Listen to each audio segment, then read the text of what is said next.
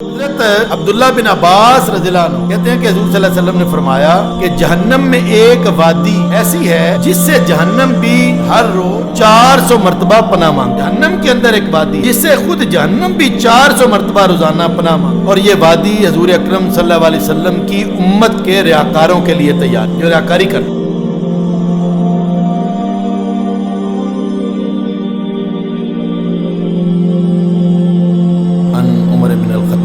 قال رسول اللہ صلی اللہ علیہ وسلم انما الاعمال بالنیات وانما لامرئ ما نوى فمن كانت هجرته الى الله ورسوله فهجرته الى الله ورسوله فمن كانت هجرته الى الدنيا يصيبها او امرأة يتزوجها فهجرته الى ما هاجر اليه۔ متفق علیہ۔ حضرات محترم،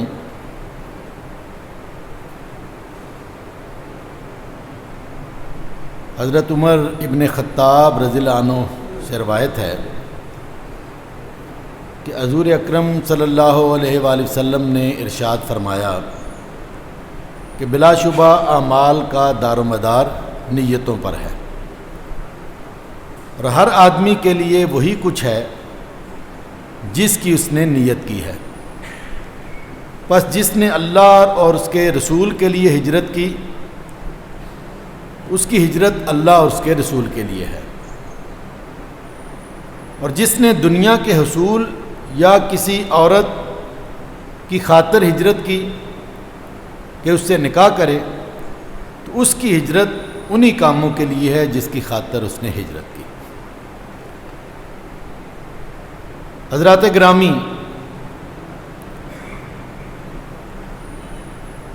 جتنی بھی احادیث کی کتب ہیں ان میں سب سے پہلے اس حدیث کو لکھا جاتا ہے، اس لیے کہ جتنے بھی اعمال، جتنے بھی کام، جتنے بھی عقائد، سب کچھ ان کا آغاز نیت سے ہوتا ہے، اور جتنے بھی ہمارے اعمال ہیں ان کی بنیاد نیت پر ہوتی ہے۔ یعنی آدمی ارادہ کرتا ہے، سوچتا ہے، کوئی بھی کام کرنا ہو، حتیٰ کہ میں نے پانی کا گلاس پکڑنا ہے تو وہ بھی میرے ذہن میں اس کا خیال آئے گا، اور میں اس کی نیت کروں گا کہ یہ مجھے پانی پینا چاہیے، یا گلاس پکڑنا چاہیے، یا لاہور کی جانب روانہ ہونا چاہیے، یا فلاں سے ملنے کے لیے مجھے اتنے قدم چلنا چاہیے۔ یہ سب اس کے ذہن میں آئے گا، خیال میں آئے گا، اور وہ اس کا ارادہ اور نیت کرے گا، تو پھر اس کے بعد وہ آگے بڑھ کر وہ کام کر سکے گا۔ اور دین میں جتنے بھی اعمال ہیں وہ سب کے سب نیت کے ساتھ مشروط ہیں، اخلاص نیت کے ساتھ۔ اور اس کی مثال حضور اکرم صلی اللہ علیہ وسلم نے یوں دی ہے کہ جس نے جس کام کے لیے ہجرت کی ہے اس کو اسی کا مطابق اجر ملے گا۔ اور اس دنیا میں جو افضل ترین اعمال ہیں، افضل ترین اعمال ہیں، وہ ہیں ہجرت اور جہاد۔ اس سے بڑھ کر دنیا میں اور کوئی مسلمان کے لیے نیک عمل نہیں ہے۔ یعنی جہاد میں آدمی سب کچھ لٹانے کے لیے تیار ہو جاتا ہے اللہ کی راہ میں، اپنی جان بھی، اور ہجرت میں اپنا دین کے لیے سب کچھ چھوڑ چھاڑ کر، اپنا گھر، اپنے رشتے دار، اپنے عزیز و اقارب، اپنا وطن، اپنا مال و اسباب، کاروبار، حتیٰ کہ بعض اوقات اپنی بیوی، اپنے والدین، اپنے بچے، وہ سب کچھ چھوڑ چھاڑ کر وہ محض اللہ کی رضا کے لیے دارالکفر سے دارالاسلام میں آتا ہے۔ تو اتنی بڑی قربانی، تو یہ دونوں جو ہے وہ بہت بڑے اجر والے اعمال ہیں۔ اس لیے حضور صلی اللہ علیہ وسلم نے یہاں پر ہجرت کا حوالہ دیا کہ جس نے ہجرت کی، اتنا بڑا کام کیا، لیکن وہ ہجرت بھی خالصتاً اللہ کے لیے نہیں تھی، تو اس کو کوئی فائدہ نہیں، جبکہ ہجرت تو ہونی اللہ کے لیے چاہیے۔ اور ساتھ فرمایا کہ اگر کسی نے ہجرت کی اپنے کسی دنیاوی کام کے لیے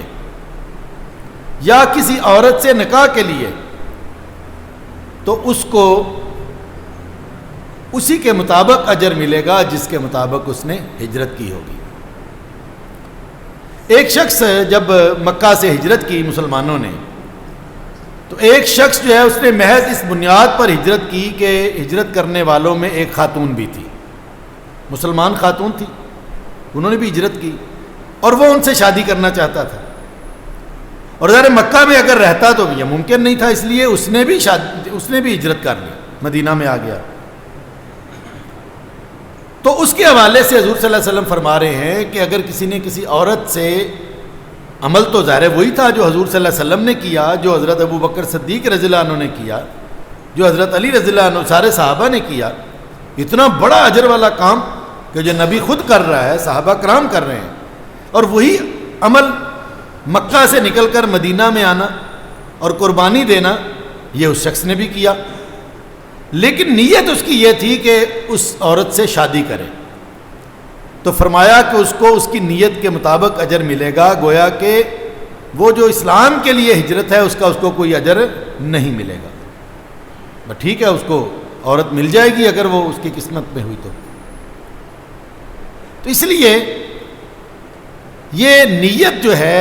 خالص ہونا کسی بھی کام کے لیے، شرعی کام کے لیے، یہ بہت زیادہ ضروری ہے۔ اور اس حدیث کے بارے میں حضرت امام شافعی رحمۃ اللہ علیہ فرماتے ہیں کہ یہ جو حدیث ہے، حالانکہ حدیثیں تو ہزاروں ہیں، وہ فرماتے ہیں کہ یہ جو نیت والی حدیث ہے یہ پورے علم کا ایک تہائی ہے، یعنی اگر جتنے بھی علوم اسلام کے کر لیں ان سب میں اگر ایک تہائی صرف ایک یہ حدیث جو ہے یہ اس کے لیے کافی ہے۔ اور حضرت امام احمد بن حنبل کہتے ہیں کہ اسلام کی بنیاد 3 احادیث پر ہے، اسلام کی بنیاد 3 احادیث پر ہے، جن میں ایک حدیث یہ حدیث عمر ہے جو حضرت عمر بن خطاب سے روایت ہے، تو گویا کہ اس حوالے سے بھی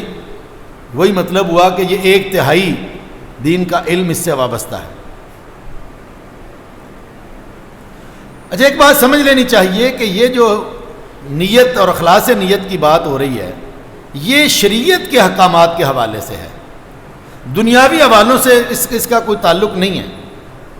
یعنی ہر وہ کام جس میں اجر ہے۔ ہم شریعت کے حوالے سے بھی ہم نے کھانے بنائے ہوئے ہیں نا جی، ہم سمجھتے ہیں کہ نماز، روزہ، حج، زکوٰۃ، مسجد یہ شریعت ہے، یہ دین ہے، اور کاروبار اور یہ وہ سارا وہ مزدوری اور محنت اور وہ نہیں ہے، نہیں، اسلام میں حقیقت میں ہر کام جو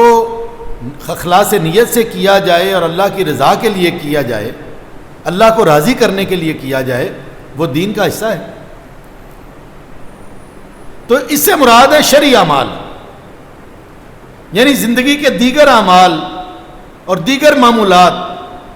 ان کا اس سے جو ہے وہ کوئی تعلق۔ مثلا آپ نے باغبانی کرنی ہے، آپ نے نیت کی کہ میں یہ گھاس لگاؤں گا، تو یہ آپ گھاس کی بجائے اگر کچھ اور لگا لیتے ہیں تو اس سے دین کا تو کوئی تعلق نہیں۔ لیکن اگر آپ کو درخت لگانا چاہتے ہیں اور درخت میں یہ نیت ہے کہ اس کی چھاؤں میں مخلوق خدا بیٹھے گی اور اللہ مجھ سے خوش ہوگا، تو یہ بالکل عین شریعت ہے۔ اب نیت جو ہے یہ اچھی بھی ہو سکتی ہے اور بری بھی، اگر خیر کی نیت ہوگی تو خیر حاصل ہوگا، اور اگر نیت بری ہوگی تو ظاہر برائی حاصل ہوگی۔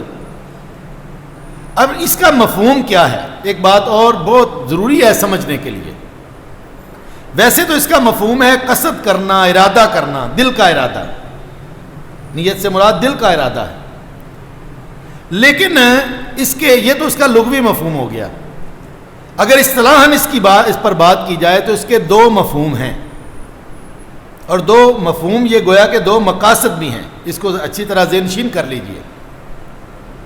پہلا اس کا جو مفہوم ہے یا اس کا مقصد ہے وہ یہ ہے کہ یہ نیت اس لیے ضروری ہے کہ بعض عبادات کو دوسری عبادات سے ممیز کرتی ہے، الگ کرتی ہے، تمیز کرتی ہے۔ ایک بندہ آ کر کھڑا ہو جاتا ہے اور وہ 4 رکعتیں پڑھتا ہے، اب اس کے ذہن میں یہ موجود نہیں ہے کہ یہ ظہر کی رکعتیں ہیں یا عصر کی رکعتیں ہیں، تو گڑبڑ ہو جائے گا۔ اکثر ایسا ہوتا ہے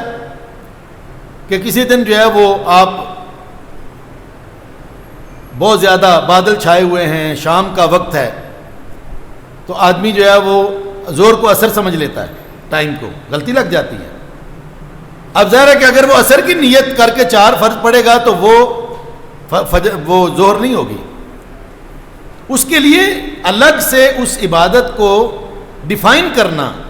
کہ یہ میں فلاں عبادت کرنے چلا ہوں، یہ ضروری ہے۔ اس کے لیے گویا کہ نیت کی ضرورت پڑتی ہے۔ وہ زبان سے کر لیں، کوئی حرج کی بات نہیں، بعض لوگ زبان سے بھی اظہار کر لیتے ہیں، لیکن حقیقتاً تو وہ دل کی ہی نیت ہونی چاہیے۔ بعض علماء نے جیسے نماز کی نیت ہے تو لوگوں کو یاد کروائی ہے، وہ اس لیے بھی کہ ہمارے یہاں ظاہر ہے کہ علم بہت کم ہے، تو لوگوں کو یہ چیزیں سمجھ میں نہیں آتی ہیں اور یاد نہیں رہتی، تو اس لیے ان کو یاد دہانی کروائی گئی ہے۔ تو اگر وہ زبان سے بھی کہہ لیتے ہیں تو کوئی حرج کی بات نہیں، اصل یہ ہے کہ دل میں ان کے یہ موجود ہو۔ تو یہ پہلی بات ہو گئی کہ نیت جو ہے وہ اس کا، یعنی غسل ہم کرتے ہیں تو غسل میں بھی نیت ہونا بہت ضروری ہے، ورنہ تو نہاتے ہی ہم، لیکن وہ غسل نہیں ہوتا۔ غسل واجب وہی ہوگا کہ جو نیت کے ساتھ ہوگا، یا اور جتنی بھی عبادات کرتے ہیں۔ ممکن ہے کہ بعض اوقات آدمی فجر سے لے کر شام تک بھوکا رہے، کوئی ایسا حالات پیدا ہو جائے، لیکن اگر اس نے روزے کی نیت نہیں کی ہوئی تو روزہ نہیں ہوگا۔ تو پہلی بات یہ ہے کہ عبادات کو ایک دوسرے سے تمیز کرنے کے لیے نیت کی ضرورت پڑتی ہے۔ پہلا اس کا مفہوم تو یہ ہو گیا۔ اور دوسرا اس کا مقصد یا مفہوم کیا ہو سکتا ہے کہ اس میں یہ واضح کرنا ضروری ہوتا ہے کہ عمل سے مطلوب کیا ہے، عمل کر کیوں رہے ہیں، یعنی کیا اس عمل سے مطلوب اللہ کی رضا ہے یا غیر اللہ کی، یعنی اللہ کو راضی کرنا ہے یا کسی دوست کو راضی کرنا ہے، کسی حاکم وقت کو راضی کرنا ہے، کسی بہن بھائی والدین کو راضی کرنا ہے، یا دونوں، کہ یہ نیت ہو کہ اللہ کو بھی راضی کرنا ہے لیکن ذرا ساتھ فلاں بھی ہو جائے گا، یعنی تینوں چیزیں ممکن ہیں نا جی۔ تو گویا کہ عمل کیوں کیا جا رہا ہے، اس کے پیچھے محرک کیا ہے، اللہ کی رضا یا غیر اللہ کی رضا یا دونوں۔ اب اس کے بارے میں بھی سن لیجئے حضور اکرم صلی اللہ علیہ وسلم کی ایک حدیث مبارکہ۔ حضرت ابو امامہ رضی اللہ عنہ فرماتے ہیں کہ ایک آدمی حضور اکرم صلی اللہ علیہ وآلہ وسلم کے پاس تشریف حاضر ہوا اور سوال کیا کہ یا رسول اللہ، اگر ایک آدمی جہاد کرتا ہے، دیکھیں جہاد بہت بڑا اجر کا کام ہے، اس سے بلند تر کام اور ہو ہی نہیں کوئی نہیں سکتا۔ پوچھا کہ اگر ایک آدمی جہاد کرتا ہے آخرت میں اجر پانے کے لیے اور دنیا میں شہرت پانے کے لیے بھی، یعنی ایک طرف اس کی نیت ہے کہ اللہ مجھے اجر دے گا، میں جان قربان کروں گا، اور دوسری طرف یہ ہے کہ دنیا بھی واہ واہ کرے گی، دنیا بھی مجھے مجاہد کہے گی یا میرا نام ہوگا، تو اسے کیا ملے گا؟ آپ صلی اللہ علیہ وسلم نے فرمایا اسے کچھ نہیں ملے گا۔ سائل نے پھر یہی سوال کیا، آپ نے پھر وہی جواب دیا، حتیٰ کہ اس نے تیسری مرتبہ یہی سوال کیا، آپ نے تیسری مرتبہ فرمایا اسے کچھ نہیں ملے گا۔ اس لیے کہ اللہ کے ساتھ جب اجر کی نیت ہو تو کسی دوسرے کو ساتھ شامل کر لینا یہ تو شرک ہو گیا۔ تو یہ کیسے اس میں اللہ تعالیٰ جو ہے وہ شرک کے اوپر کس طرح راضی ہو سکتا ہے؟ اور آخر میں آپ نے فرمایا کہ اللہ صرف وہی عمل قبول کرے گا جو صرف اسی کے لیے کیا گیا ہو اور اسی کی خوشنودی اس عمل کا محرک ہو۔ اللہ کے علاوہ ذرہ برابر بھی کسی دوسرے کی خوشنودی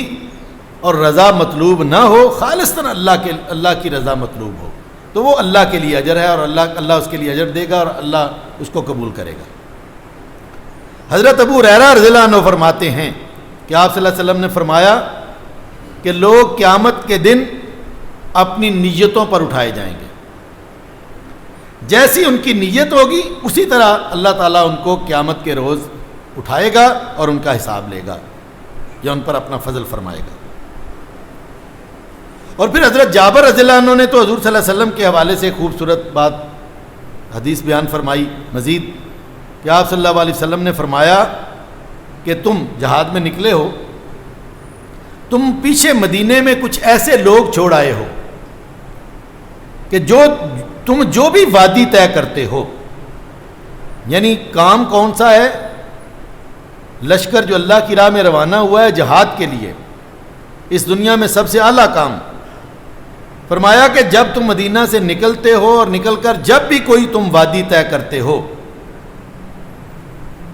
یا جو بھی راہ چلتے ہو, فاصلہ طے کرتے ہو, وہ مدینے میں پیچھے رہ جانے والے کچھ لوگ تمہارے ساتھ اجر میں برابر کے شریک ہیں. حالانکہ نہ انہوں نے مشقت کی ہے, نہ وہ چلے ہیں, نہ انہوں نے فاصلہ طے کیا ہے, لیکن وہ اجر میں تمہارے ساتھ برابر کے شریک ہیں کہ ان کو بیماری نے روک رکھا ہے. یہ صحیح مسلم کی حدیث ہے کہ وہ نکلنا چاہتے تھے, وہ بھی جہاد کرنا چاہتے تھے, وہ بھی اس نیک عمل میں شریک ہونا چاہتے تھے, لیکن ان کی جسمانی پوزیشن ایسی نہیں تھی کہ وہ شریک ہو سکے. شوق ان کا بھی تمہاری طرح تھا, نیت تھی, لیکن بیمار تھے, اٹھ نہیں سکتے تھے, چل نہیں سکتے تھے. تو اللہ تعالیٰ نے تمہارے اس پورے جو ہے وہ جد و جہد کے اندر ان کو بھی شریک کر لیا اجر کے اندر. اور اسی بات کو ہم ایک اور واقعے سے واضح کر سکتے ہیں کہ جب غزوہ بدر کا موقع آیا تو حضور اکرم صلی اللہ علیہ وسلم اپنے ساتھیوں کو لے کر بدر کی جانب نکلے. تو حضرت عثمان غنی رضی اللہ عنہ, ان کو بھی ظاہر جہاد کا شوق تھا تو وہ بھی ساتھ جانے لگے, لیکن ان کی بیوی حضرت رقیہ رضی اللہ عنہا جو حضور صلی اللہ علیہ وسلم کی صاحبزادی تھیں, وہ سخت بیمار تھیں, مرض الموت میں مبتلا تھیں. اب ظاہر ہے کہ ایک طرف جہاد اللہ کے نبی کا ساتھ اور دوسری طرف بیوی, تو وہ چاہتے تھے جہاد پہ جائیں, لیکن حضور صلی اللہ علیہ وسلم نے ان کو روک دیا اور آپ نے فرمایا کہ تم اپنی بیوی کی نگہداشت کرو اور مدینہ میں ہی رہو. وہ رک گئے. اچھا, اب جب بدر کے جو ہے وہ جنگ میں کامیابی ملی, بے شمار مال غنیمت ملا, تو جب مال غنیمت تقسیم کیا گیا تو ظاہر انہی میں تقسیم ہونا تھا. اس کا 1/3 حصہ 20واں یعنی 5واں حصہ وہ تو ظاہر حضور صلی اللہ علیہ وسلم کے لیے الگ ہو جاتا تھا یا حکومت کے کاموں کے لیے اس کے الگ ہو جاتا تھا. 80% وہ جو بھی اس جہاد میں شریک ہوتے تھے ان میں تقسیم ہو جاتا تھا. اسی وقت یہ احکامات آئے تھے غزوہ بدر کے موقع پر. جب آپ صلی اللہ علیہ وسلم نے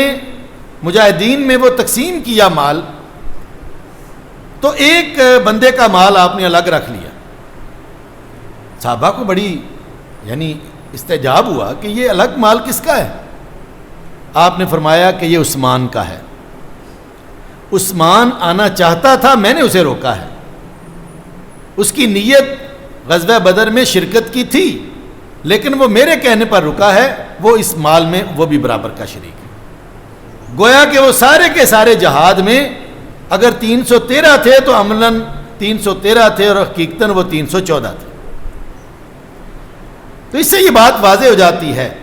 کہ اگر آدمی کی نیت خالص ہو اور وہ کوئی کام اجر کا کرنا چاہتا ہو اور وہ اس بیماری کی وجہ سے یا کسی مجبوری کی وجہ سے, شرعی مجبوری کی وجہ سے نہ کر پائے, تو وہ اس میں شریک ہو جاتا ہے. اور حضرت عبداللہ بن عباس رضی اللہ عنہ کہتے ہیں کہ آپ نے فرمایا کہ جس نے نیکی کا ارادہ کیا, اگرچہ اس پر عمل نہیں کیا لیکن ارادہ کر لیا, نیت کر لی, اس کے لیے بھی ایک نیکی لکھی جاتی ہے. لیکن ہماری امت کو اللہ کا یہ خاص انعام ہے کہ برائی کا ارادہ کرنے والے کے حق میں برائی نہیں لکھی جاتی. یہ حضور صلی اللہ علیہ وسلم جب معراج پر تشریف لے گئے تھے تو اللہ تعالیٰ نے آپ کو جو انعامات دیے تھے ان میں ایک انعام یہ بھی تھا, جہاں 5 نمازیں تھیں ان میں ایک انعام یہ بھی تھا کہ آپ کی امت کا کوئی شخص اگر نیکی کا ارادہ کرے گا, نیکی نہیں بھی کرتا تو ایک نیکی اس کے حق میں لکھ دی جائے گی, لیکن اگر برائی کا ارادہ کرے گا تو جب تک برائی کرنا شروع نہیں کرتا اس وقت تک اس کے حق میں برائی نہیں لکھی جائے گی. تو اس لیے یہ نیت کا خالص ہونا یہ بہت اہمیت رکھتا ہے. اچھا، اب اس نیت کو خراب کون کرتا ہے؟ آپ ذرا دل کو ٹٹول کر دیکھیں کہ ہماری نیتوں میں خرابی آتی ہے ریاکاری کی وجہ سے، جس کو ہم دکھاوا کہتے ہیں. قرآن کہتا ہے فَوَيْلٌ لِّلْمُصَلِّينَ الَّذِينَ هُمْ عَنْ صَلَاتِهِمْ سَاهُونَ الَّذِينَ هُمْ يُرَاءُونَ وَيَمْنَعُونَ الْمَاعُونَ. پس ہلاکت ہے ان نماز پڑھنے والوں کے لیے جو اپنی نمازوں سے غفلت برتتے ہیں اور معمولی چیزیں بھی ایک دوسرے کو نہیں دیتے، جو ریاکاری کرتے ہیں اور معمولی چیزیں بھی دینے سے گریز کرتے ہیں. یعنی نمازی ہیں لیکن ریاکاری کرتے ہیں، دکھاوا کرتے ہیں، تو ان کے لیے اللہ نے ہلاکت کی بات کی ہے، ہلاکت کی بات کی ہے، نماز سے غفلت کی بات کی ہے. نماز سے غفلت کے سے مراد یہ نہیں ہے کہ آدمی نماز پڑھتے ہوئے کچھ بھول جائے یا دھیان ادھر ادھر ہو جائے. نماز سے غفلت سے مراد تو یہ ہے کہ نماز کا وقت ہو اور آدمی نماز پڑھنے کا ارادہ ہی نہ رکھتا ہو اور وقت گزر جائے اور وہ ایسے ہی. حضرت عبداللہ بن عباس رضی اللہ عنہ کہتے ہیں کہ حضور صلی اللہ علیہ وسلم نے فرمایا کہ جہنم میں ایک وادی ایسی ہے جس سے جہنم بھی ہر روز 400 مرتبہ پناہ مانگتی ہے. جہنم کے اندر ایک وادی ہے جس سے خود جہنم بھی 400 مرتبہ روزانہ پناہ مانگتی ہے، اور یہ وادی حضور اکرم صلی اللہ علیہ وسلم کی امت کے ریاکاروں کے لیے تیار کی ہے جو ریاکاری کرتے ہیں. اور فرمایا کہ کتاب، اللہ کی کتاب کے عالم کے لیے، صدقہ و خیرات کرنے والے کے لیے، ریاکار کون کون سے ہیں اس کی وضاحت فرمائی. اللہ کے جو ہے وہ کتاب کے عالم کے لیے یہاں بیٹھ کر جمعہ پڑھانا، واعظ و تلقین کرنا اور یہ سمجھنا کہ لوگ مجھے بڑا عالم کہیں، لوگ میری بڑی تعریف و توصیف کریں، لوگ میری بڑی عزت و توقیر کریں کہ میں بڑا جو ہے وہ درس دیتا ہوں، میں بڑی اچھی تقریر کرتا ہوں. اور صدقہ و خیرات کرنے والے کے لیے کہ وہ جب صدقہ دیتا ہے اللہ کی راہ میں تو اس کی نیت کیا ہوتی ہے، اس کی نیت کے اندر دکھاوا بھی آ جاتا ہے، دکھاوا بھی آ جاتا ہے. اور بیت اللہ کا حج کرنے والے کے لیے کہ جب حج کرتا ہے تو ذہن میں ہوتا ہے کہ ذرا لوگ حاجی کہیں گے، میں بڑا نیک با پاک ہو گیا ہوں، یہ ذرا بھائی نیم پلیٹ پر حاجی ذرا بڑا سا لکھوانا. اور اللہ کی راہ میں جہاد کے لیے نکلنے والوں کے لیے، جو جہاد کے لیے نکلتا ہے، جو لوگ مجھے مجاہد کہیں، لوگ میرے ترانے گائیں، تو وہ بھی ریاکار لوگ اس جہنم کی وادی میں پھینکے جائیں گے. اور آپ صلی اللہ علیہ وسلم نے فرمایا کہ سب سے پہلے جہنم میں 3 لوگ جائیں گے. اب دیکھیں عمل کتنے بڑے ہیں. پہلا شہید، جس نے اللہ کی راہ میں جان قربان کر دی، جب اللہ کے دربار میں حاضر کیا جائے گا تو وہ کہے گا کہ یا اللہ میں نے تیرے رستے میں اپنی جان لٹا دی،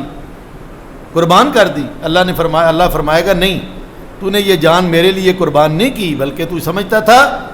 کہ لوگ تجھے بڑا آدمی کہیں، لوگ تجھے مجاہد کہیں، لوگ تیرے لیے جلسے کریں، لوگ تجھے جو ہے وہ جہاد کے میدان کا ایک بڑا مجاہد سمجھیں، اور یہ تو لوگوں نے سمجھا، تمہارا مقصد پورا ہو گیا، میرے لیے تو تم نے یہ شہادت حاصل نہیں کی تھی. اور فرشتوں سے حکم ہوگا کہ پکڑو اور گھسیٹ کر جہنم میں پھینک دو. اور پھر ایک عالم لایا جائے گا، وہ کہے گا یا اللہ میں تیرے لیے جو ہے وہ تیرا دین سیکھا اور لوگوں تک پہنچایا. اللہ فرمائے گا نہیں، تو نے اس لیے لوگوں تک دین سیکھا اور پہنچایا کہ لوگ تجھے عالم کہیں، علامہ، فہامہ، مولانا، پروفیسر، پتہ نہیں کیا کیا، تیرے نام کے ڈنکے بجے، اور وہ واقعی دنیا والوں نے تجھے دیا، تو جو تیرا مقصد پورا ہو گیا، میرے لیے تو تم نے نہیں کیا. فرشتوں سے حکم ہوگا کہ پکڑو اور گھسیٹ کر جہنم میں پھینک دو. اور تیسرا بندہ آگے بڑھے گا, یا اللہ میں تیرے راہ میں صدقہ کرتا رہا, پیسے خرچ کرتا رہا. اللہ فرمائے گا کہاں, تو اس لیے خرچ کرتا تھا کہ لوگ تجھے بڑا سخی کہیں, بڑا آدمی کہیں, تیرے نام کی مالا جپے, اور وہ واقعی تمہیں حاصل ہو گیا. اور فرمایا جائے گا کہ اس کو بھی پکڑو اور جہنم میں پھینکو. تو اس لیے اپنی نیتوں کو خالص کرنا بڑا ہی ضروری ہے. حضرت عمر فاروق رضی اللہ عنہ ایک دن مسجد نبوی میں پہنچے تو دیکھا کہ حضرت معاذ بن جبل حضور کی قبر پر بیٹھے رو رہے ہیں. پوچھا کیوں رو رہے ہو؟ حضرت معاذ کہنے لگے کہ میں نے ایک بات حضور سے سنی تھی, وہی بات مجھے رلا رہی ہے. آپ نے فرمایا تھا تھوڑی سی ریاکاری بھی شرک ہے, تھوڑی سی ریاکاری بھی شرک ہے. تو گویا کہ کوئی بھی نیک عمل اگر دکھاوے کے لیے کیا جائے تو وہ ضائع ہے, اور کوئی نیک عمل محض اللہ کے لیے کیا جائے لیکن اس میں تھوڑی سی ریاکاری بھی شامل ہو جائے کہ میں آیا تو نیت کر کے اللہ کے لیے نماز پڑھنے کے لیے, لیکن میں دیکھتا ہوں کہ میرا ذرا فلاں صاحب میرے دوست ذرا وہ بھی دیکھیں گے تو کہیں گے بڑا نمازی ہے, وہ بھی شامل ہو گیا تھوڑا سا, تو وہ بھی ضائع ہو گیا. لیکن ایسا عمل جو خالصاً اللہ کے لیے کیا جائے اور پھر وہ اللہ کے لیے ہی رہے,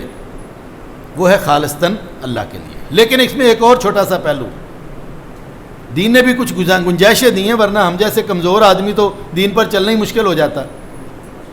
کہ کوئی نیک عمل محض اللہ کے لیے کرنا اور عمل کے دوران اس پر ریاکاری کا کچھ حملہ ہو جانا. تو اگر آدمی اس کو قبول کر لے تو وہ عمل ضائع ہے, لیکن اگر آدمی اس سے لڑے, اس کو جھٹک دے, اس کو ذہن سے کھرچے کہ نہیں میرے ذہن میں یہ بات آ رہی ہے, نہیں یہ نہیں, میں اللہ کے لیے کرنا چاہتا ہوں, تو اس کا عمل مقبول ہو جائے گا. ہمارے ہاں ہوتا ہے, لوگ آتے ہیں اللہ کی راہ میں خرچ کرتے ہیں ہسپتال کے لیے, دین کے لیے, اس کے تصویریں بھی بنتی ہیں. یہ آج کا ایک طریقہ کار ہے. اس کی ایک وجہ اس لیے بھی ہے کہ حضور نے کھلے اور چھپے دونوں صورتوں میں خرچ کرنے کے بارے میں کہا ہے. اور بعض دفعہ ایسا بھی ہوتا ہے کہ جب ایک آدمی جو ہے وہ خرچ کرتا ہے تو بہت سارے لوگ اس سے انسپائر ہو کر خرچ کرتے ہیں. تو اگر اس کی یہ نیت ہے کہ میں اگر خرچ کرتا ہوں تصویر بھی بنتی ہے تو میری وجہ سے اور بھی لوگ اللہ کی راہ میں خرچ کریں گے, اور اگر وہ تصویر بناتے ہوئے یا کھڑے ہوتے ہوئے اس کی نیت میں خالص اللہ کے لیے کے ساتھ ساتھ کوئی حملہ ہو جاتا ہے کہ چلو میری تصویر فوٹو میں جو ہے وہ اخبار میں بھی چھپے گی, تو اس کو چاہیے کہ اس کو جھٹکے, اس سے لڑے اس نیت کے ساتھ. اور اگر وہ اس سے کوشش کرتا ہے کہ یہ نہ آئے تو ضرور اللہ تعالیٰ اس کا عمل قبول کرے گا.